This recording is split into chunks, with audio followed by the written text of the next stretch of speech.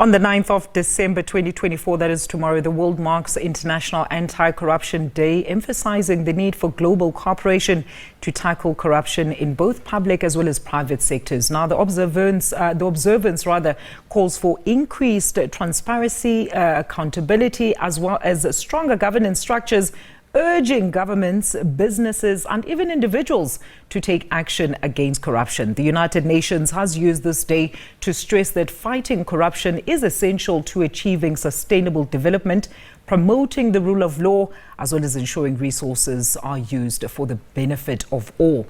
Advocate Stefanie Fick is the Executive Director of the Accountability Division at the organization Undoing Tax Abuse, better known as OUTA. Advocate Stefanie, as always, great having you with us. Welcome. So let's start by outlining what have been some of the most significant challenges in the fight against corruption today, particularly here in the country. Oh, good afternoon. It's always lovely being here.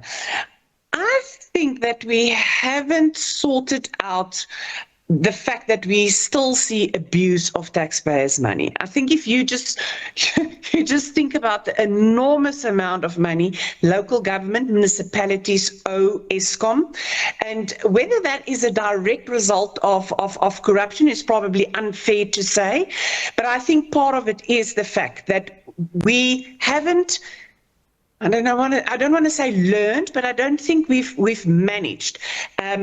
We are managing our funds and how we use our funds correctly.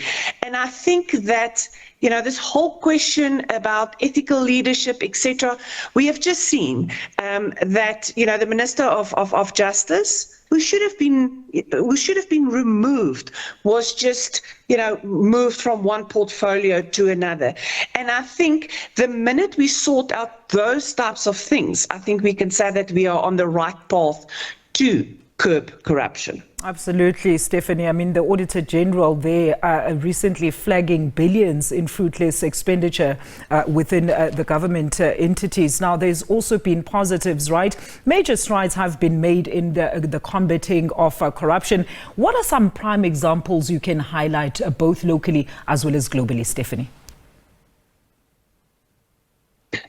Yeah, one should probably be positive, but because I think after the elections, I think that there's some hope that, you know, the government of national unity will stand together and start really rooting out corruption. Although the NPA, and I think I need to mention the NPA, although the NPA has been slow in getting, you know, people prosecuted, getting those investigations up and running, we know that a lot of state capture prosecutions hasn't happened yet. We have seen some successful prosecutions. I think also hats off to the SIU.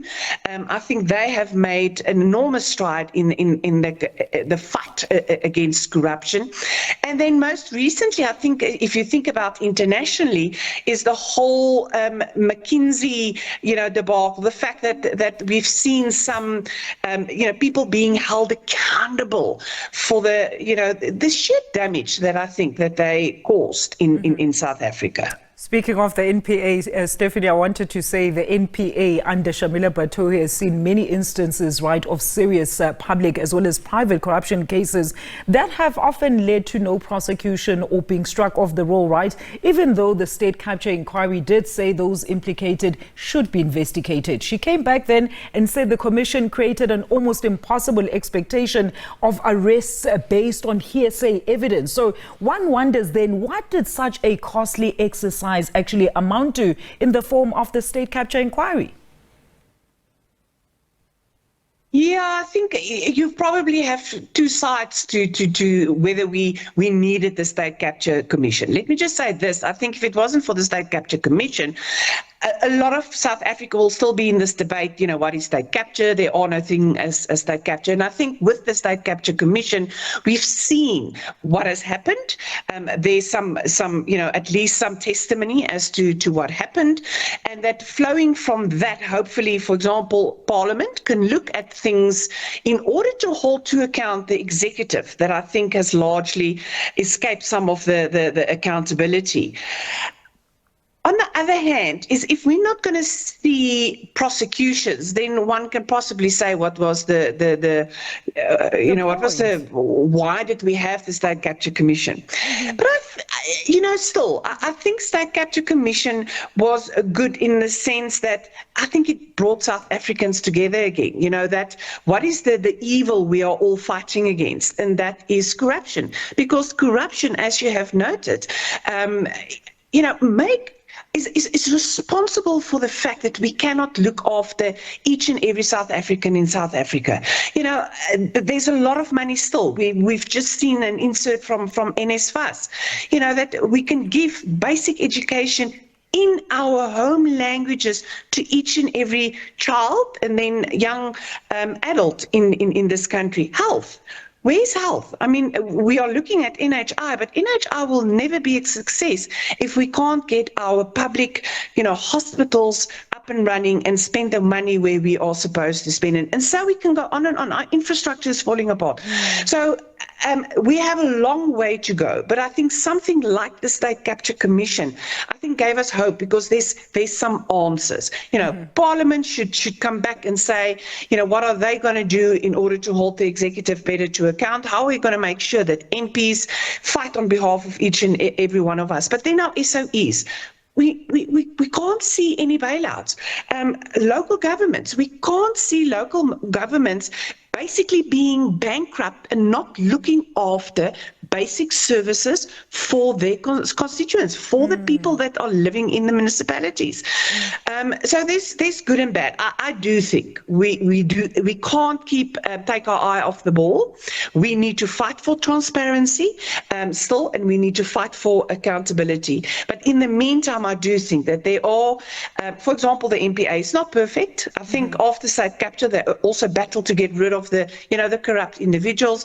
Each and every day there is still crime happening, and they just haven't caught up with, State Capture, all the shenanigans, and then looking at what is happening each and every day. I would like to see our crime rate coming down. In other words, that we spend a little bit more resources on getting our law enforcement agencies, better equipped in order to deal with our high crime rate. And Stefanie, I mean, we've seen instances as well where some departments have been returning funds to Treasury because the funds were not utilized, even though those municipalities are actually struggling in terms of public services. So how do you think governments and organizations can then work together more effectively to combat corruption? You were speaking about accountability now, maybe by means of sharing policy that has proven to be effective in the prevention as well as tracking of corrupt activities. We know some countries have very extreme measures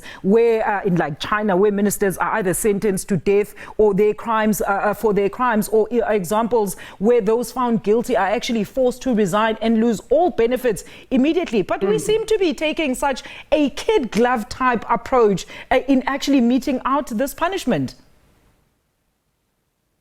I agree with you.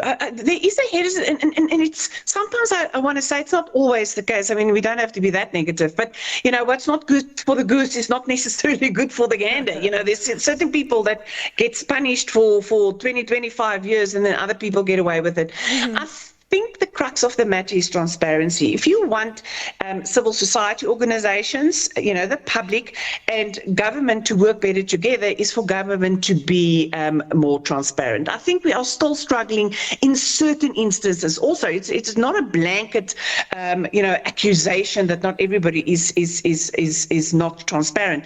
But I do think we still struggle with, that idea of transparency, that when there's dealings, when there's tenders, that should be transparent. You should be able to go onto a municipality's website and see all the tenders that were awarded, the amounts, so that the public and civil society can keep an eye over how money is spent. And then, accountability is necessary. Government need to be seen to take action against people that, it's not about towing the party line. It is about, are you a functioning government employee and can function in the best interest of South Africans and not your own pocket, etc. All right, Stefanie, as always, thank you so much. Great input this afternoon. Advocate Stefanie Fick, the Director for the Accountability Division at OUTA.